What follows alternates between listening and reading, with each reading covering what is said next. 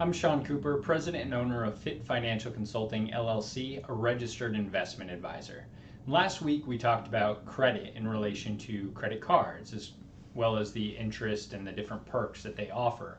When it comes to other loans, there are really no perks to consider, so what you're looking at is almost entirely just the interest rate and the monthly payments. You also want to make sure that there's no early repayment penalty on the loan.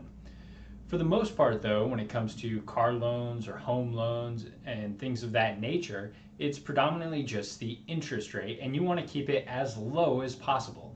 Of course, you want to make sure that you can afford the monthly payment. That's a very critical factor, but don't lose sight or ignore the interest rate while doing so. To give you an idea of how critical that interest rate really is, consider this. When I purchased my first townhome, I was paying interest to the tune of 6.9%. Just a couple of years later, rates had fallen, my credit score had improved, and I was able to refinance from a 30-year fixed rate loan at 6.9% down to a 15-year fixed rate loan at 4% and kept my payment almost identical. So shaved off 15 years of the loan and kept my payment almost identical because my interest rate had dropped 2.9%. I'd also removed the PMI payment, which helped quite a bit as well. But to give you an idea of what that really means, assuming if I had chosen to pay only the minimum payment, so I only paid the minimum over the life of either of those two loans, I would have saved $103,951.80, and that's on a loan of only $100,000. So I literally would have saved more in interest payments, more in interest fees than the loan itself. And that's not even accounting for the savings from removing the PMI payment. And that's just one example. In general terms, though, when you're evaluating interest rates on cars or homes, home loans, mortgages, that sort of thing, they tend to be much lower than what you might see on a credit card. And a home today might be, so a mortgage might be somewhere between 4.5% or 10% based on current interest rates. Whereas a car could be anywhere from about 0 to maybe 15% or a little more. And that 15%, even though it's still a far cry from the 29% that you might see on a credit card, it's still not an interest rate that you want to carry a balance on. So what can you really do with this interest rate information? First thing I want you to consider is that for every $1,000 in debt that you carry at 5%, it's going to cost you $50 per year. For every $1,000 in debt you carry at 29% interest, it's going to cost you $290 per year. Huge difference, and that is annually.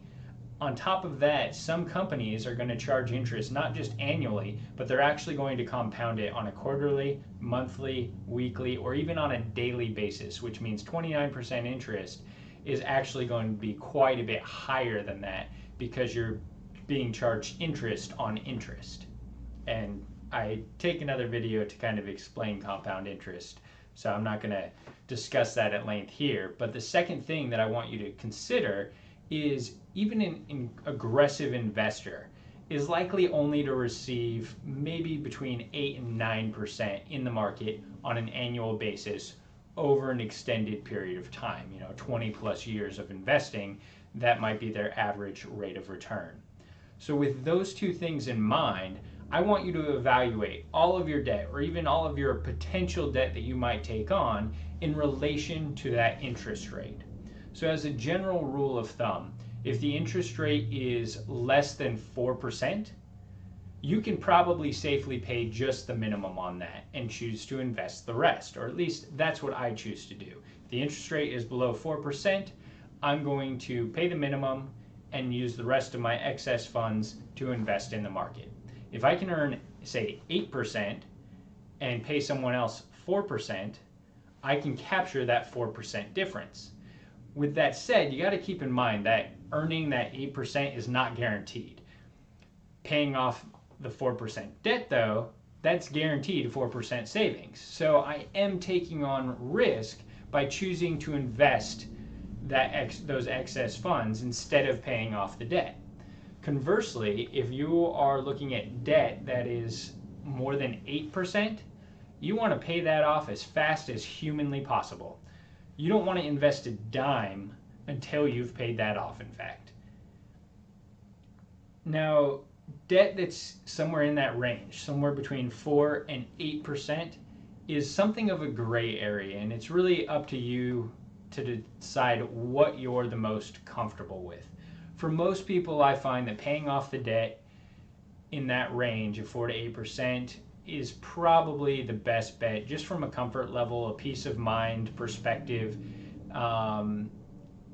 You can take the chance that you'll earn more in the market, but if you do that, for me, I typically try to base that decision. So if I haven't, extra $500, $1,000 in a month, and I'm either going to pay off debt or invest it, I'm going to base that decision. If we're talking about debt in the 4 to 8% range, I'm going to base that decision on where I see the market currently.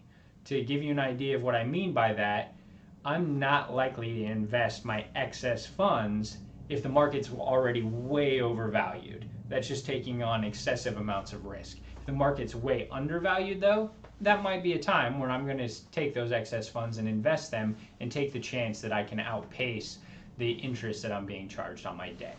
Those same concepts, that same rule of thumb really applies to taking on additional debt as well. So if I'm going to make a purchase and it requires that I'm going to take on debt that has an interest rate over 8%, then I want to be 100% certain that I can pay off that balance before any interest accrues.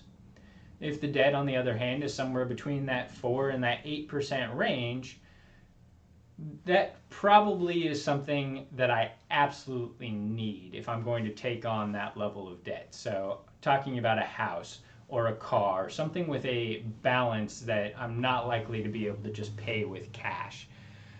So in order for me to take on that level of interest, it had better be something that's very critical to, my ongoing day-to-day success. With all of that being said, I absolutely always prefer my debt to be below that 4% mark.